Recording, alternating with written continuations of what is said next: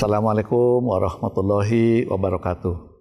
Saya Musliar Kasim dan segenap sivitas akademika Universitas Baitur Rahmah dan pengurus Yayasan Pendidikan Baitur Rahmah menyampaikan kepada kita semua selamat menunaikan ibadah puasa pada bulan Ramadan tahun 1445 Hijriah.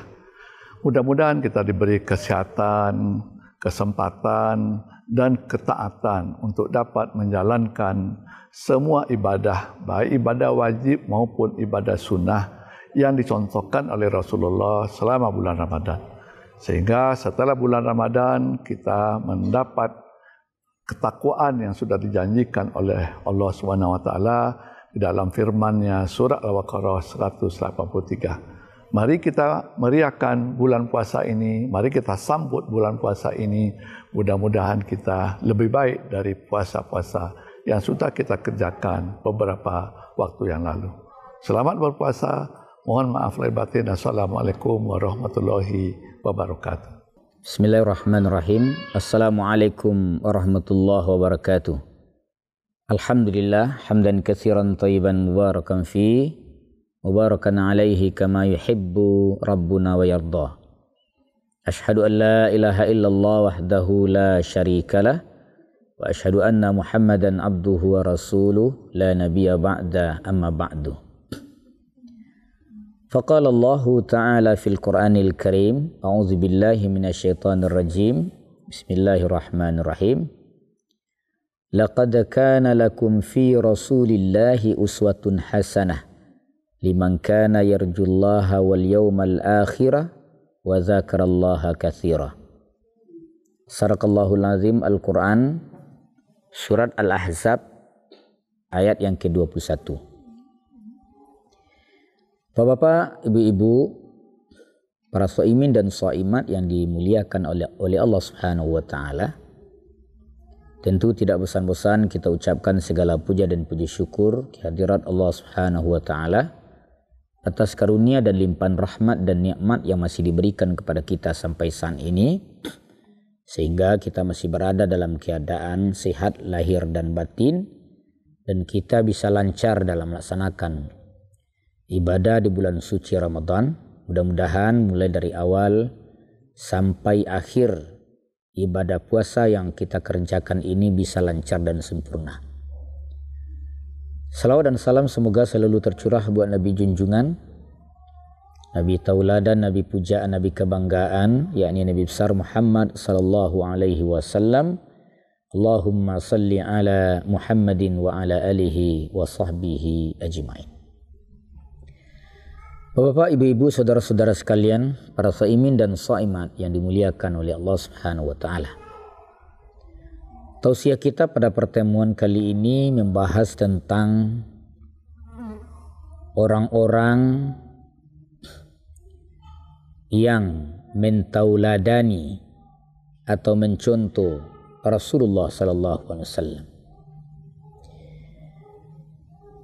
Bapak, ibu-ibu, saudara-saudara sekalian, para shaimin dan shaimat rahimakumullah, sebuah kewajiban bagi kita terhadap Rasul sallallahu alaihi wasallam bagaimana kita bisa mentauladani dari seluruh gerak kehidupan Nabi sallallahu alaihi wasallam itu sampai beliau wafat.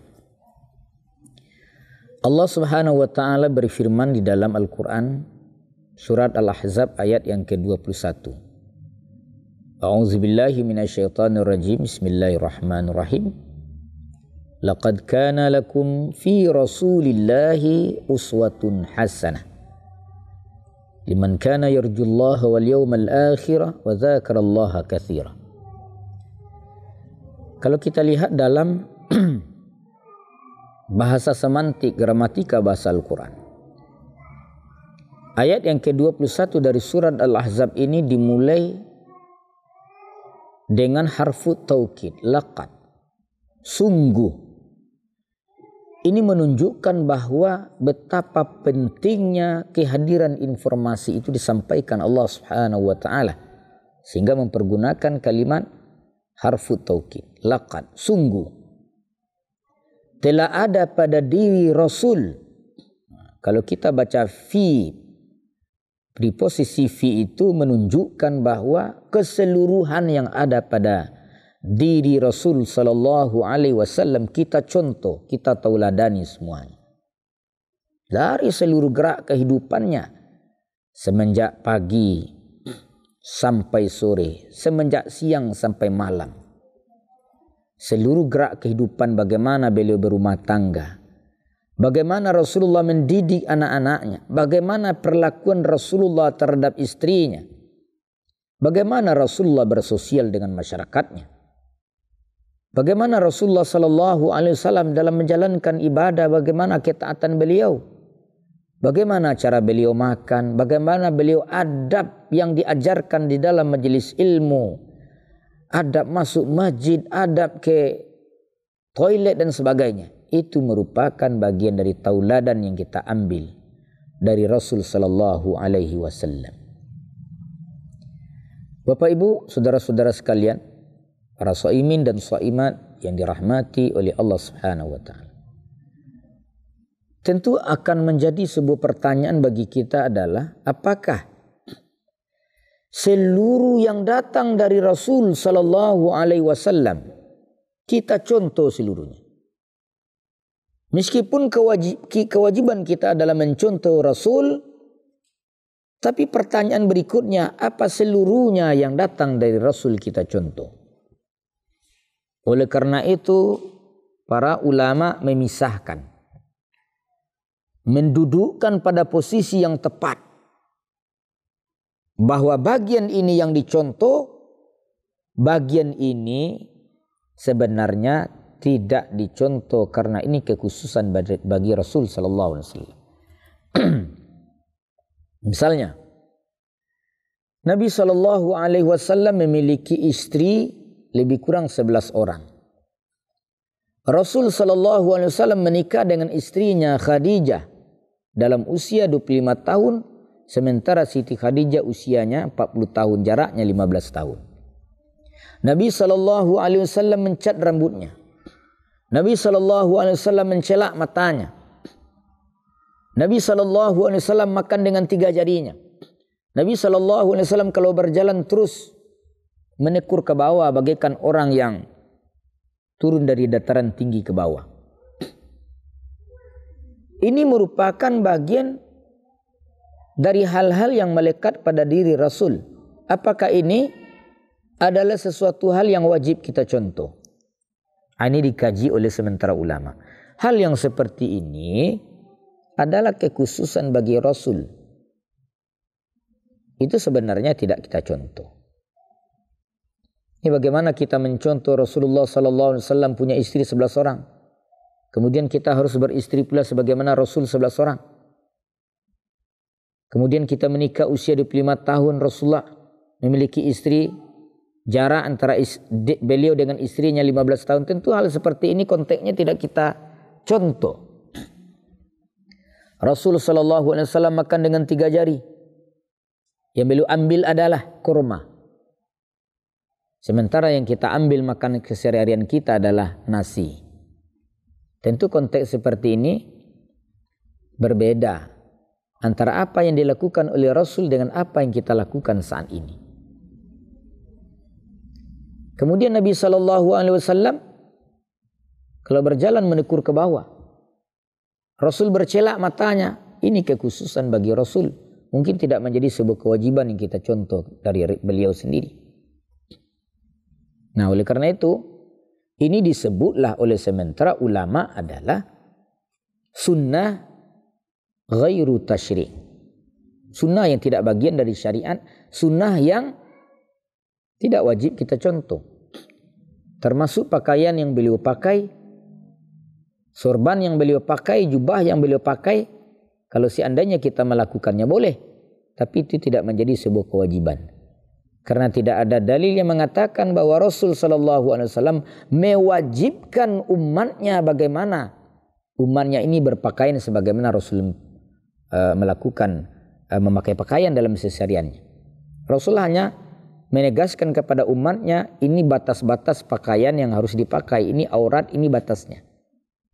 Tapi bagaimana bentuk pakaian itu tidak diatur oleh Rasul. Bahkan Al-Quran pun tidak mengaturnya. Sebab kalau Al-Quran mengatur hal yang seperti itu, model pakaian, maka saya kira akan usanglah agama ini. Agama hanya mengatur sebuah substansi. Jadi sekali lagi bukan berarti kita terlarang memakainya, tidak boleh. Tapi jangan kita mengatakan itu adalah sebuah kewajiban. Sebab kalau kita mengatakan itu bagian dari kewajiban, maka saya kira akan terhapuslah seluruh kebudayaan di dunia. Tentu kita tidak akan memakai baju koko lagi, kita tidak akan memakai baju kemeja lagi, kita tidak akan memakai baju batik lagi dan sebagainya. Tidak mungkinlah kita harus beristri 11 orang. Tidak akan mungkin jarak antara kita dengan istri kita 15 tahun dan lain-lain sebagainya. Ini adalah kekhususan bagi Rasul sallallahu alaihi wasallam.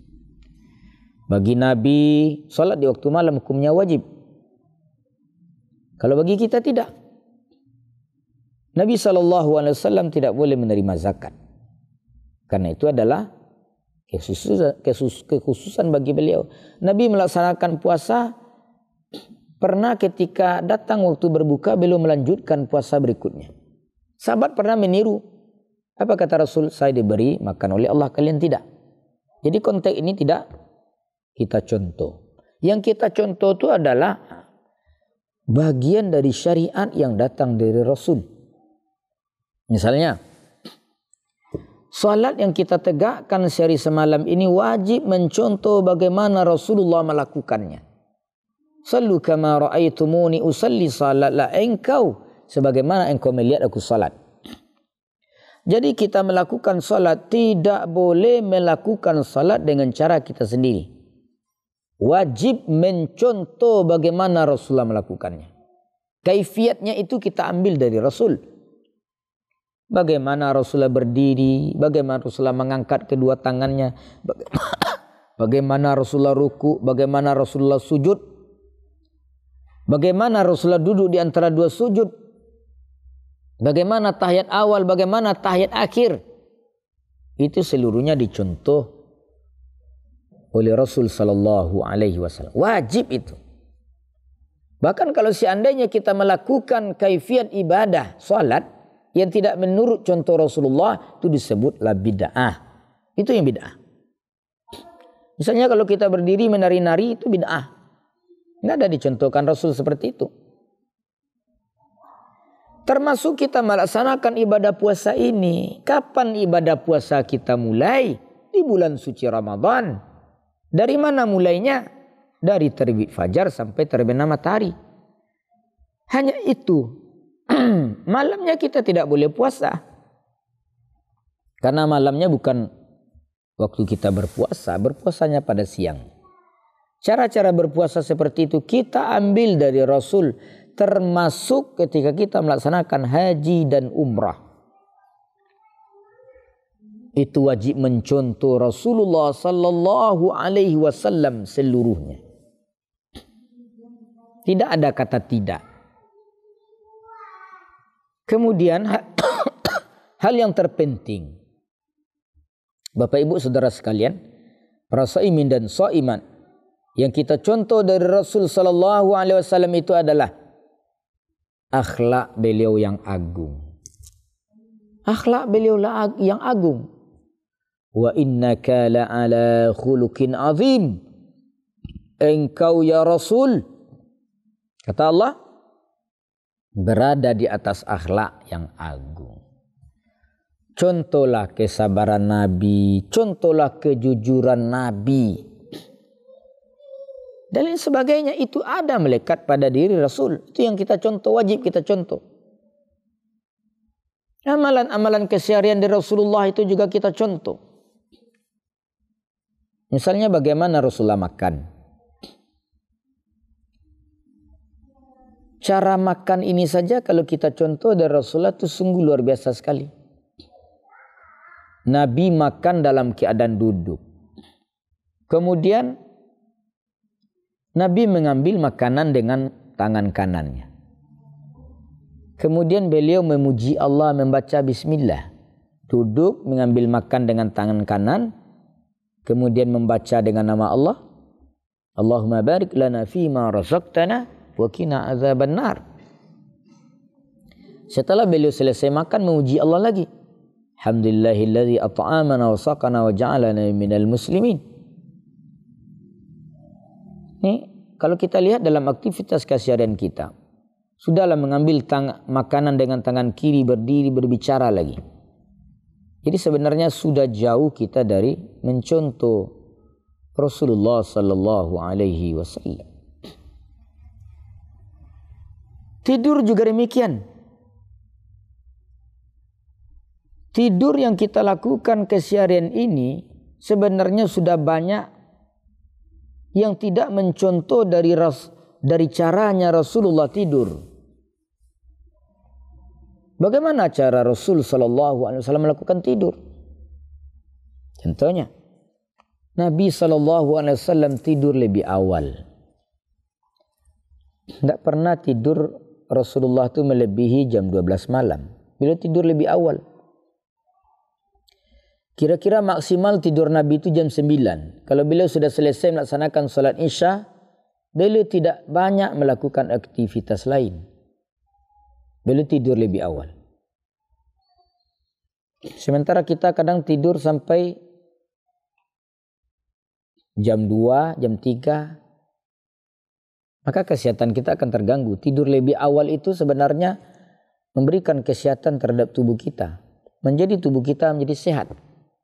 Kemudian ketika Nabi tidur, beliau tidak langsung tidur. Beliau berwuduk sebagai wuduk salat. Beliau menggosok gigi, mencuci kaki. Setelah beliau sampai ke tempat tidur, Nabi SAW duduk, kemudian beliau membaca di 3 qul. Qul huwallahu ahad, qul a'udzu birabbil falaq, qul a'udzu birabbin nas. Kemudian ditiupkan kepada telapak tangannya. Kemudian disapu kepada seluruh tubuhnya apa yang bisa beliau pegang. Setelah itu Nabi SAW berbaring pada rusuk sebelah kanan menghadap ke arah kiblat. Ini adalah tidur yang paling mulia dan yang paling terbaik. Tidak pernah Nabi tidurnya telungkup, telentang. Tidur yang paling buruk bagi laki-laki adalah menelungkup. Tidur yang paling buruk bagi perempuan adalah melentang. Maka Rasulullah mengajarkan tidur pada rusuk sebelah kanan menghadap ke arah kiblat. Beliau berzikir, membaca ayat kursi. Siapa yang membaca ayat kursi akan tidur, Allah Subhanahu wa taala akan menjamin keamanan rumahnya dan juga rumah tetangganya. Luar biasa sekali. Pagi-pagi Nabi tidur lebih awal. Sebelum fajar terbit, sepertiga malam Rasul sallallahu alaihi wasallam bangun pada waktu malam beribadah. Mengapa tidak cara seperti ini yang kita tiru? Mengapa alam ini kita balikkan? Sunatullah kita balikkan. Malam hari kita mencari rezeki, siang hari kita tidur, malam hari mencari rezeki. Itu sudah terbalik alam. Al-Quran mengatakan pada siang hari mencari karunia Allah. Pada malam hari adalah tempat kita beristirahat. Ini kata tauladan dari Nabi SAW. Jadi banyak hal. Kesabaran Rasulullah juga demikian. Ketika Nabi SAW berkunjung ke Taif, dilempar dengan batu, berdarah tumitnya, dikejar oleh orang, dikatakan majnun, majnun, majnun, gila, gila. Datanglah 2 orang malaikat kepada Nabi. Apa kata malaikat ini? Ya Muhammad, bagaimana kami angkat gunung ini?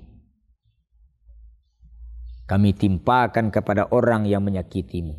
Tapi kata Nabi, jangan. Mereka adalah kaum yang tidak mengetahui begitu sabarnya Rasul. Barangkali dari tulang-tulang sulbi mereka akan ada nanti muncul orang-orang yang akan menyembah Allah Subhanahu wa taala. Jadi kita lihat ketika pada tahun ke-8 Hijrah Fathu Makkah, penduduk Taif itu berbondong-bondong masuk Islam. Coba bayangkan kalau Rasul tidak sabar, mungkin penduduk Taif itu habis musnah semuanya. dilemparkan kepada mereka gunung-gunung besar kepada penduduk Taif. Mengapa kesabaran itu tidak kita contoh, kita tauladani dari Rasulullah sallallahu alaihi wasallam? Bapak Ibu saudara sekalian, para shaimin dan shaimat yang dimuliakan Allah Subhanahu wa taala. Semoga hari demi hari kita jadikan Rasulullah sallallahu alaihi wasallam sebagai contoh tauladan di dalam kehidupan kita sehari-hari. Sebagaimana ayat yang kita katakan surah Al-Ahzab ayat 21 tadi, laqad kana lakum fi Rasulillahi uswatun hasanah. Sungguh kata Allah, Allah mengatakan telah ada pada diri Rasulmu itu sendiri, pada diri Nabi Muhammad sallallahu alaihi wasallam sebagai uswah, sebagai contoh tauladan yang baik. Sekira untuk pertemuan kali ini itulah yang dapat saya sampaikan. Semoga kita bagian daripada umat Nabi Muhammad sallallahu alaihi wasallam, menjadikan beliau sebagai uswah dan qudwah dalam kehidupan kita ini. Demikian, nasrun minallah wa fathun qarib wa basyiril mu'minin. Subhanakallahumma wa bihamdik, asyhadu an la ilaha illa anta, astaghfiruka wa atubu ilaik. Wabillahi taufiq wal hidayah. Assalamualaikum warahmatullahi wabarakatuh. Selamat datang di Universitas Baitur Rahmah. Di sini, kami tidak hanya memberikan pendidikan berkualitas, tetapi juga menciptakan lingkungan yang mendukung perkembangan pribadi dan profesional. Dengan fakultas yang berpengalaman dan berkomitmen, kami menyediakan pendekatan pembelajaran inovatif yang mempersiapkan Anda untuk menghadapi tantangan global. Bergabunglah bersama kami di Universitas Baitur Rahmah, dan bersama kita membentuk masa depan yang lebih baik. Ramadan telah tiba. Semoga membawa berkah bagi kita bersama. Kami, keluarga besar Yayasan dan Universitas Baitur Rahmah, mengucapkan selamat menunaikan ibadah puasa 1445 Hijriah.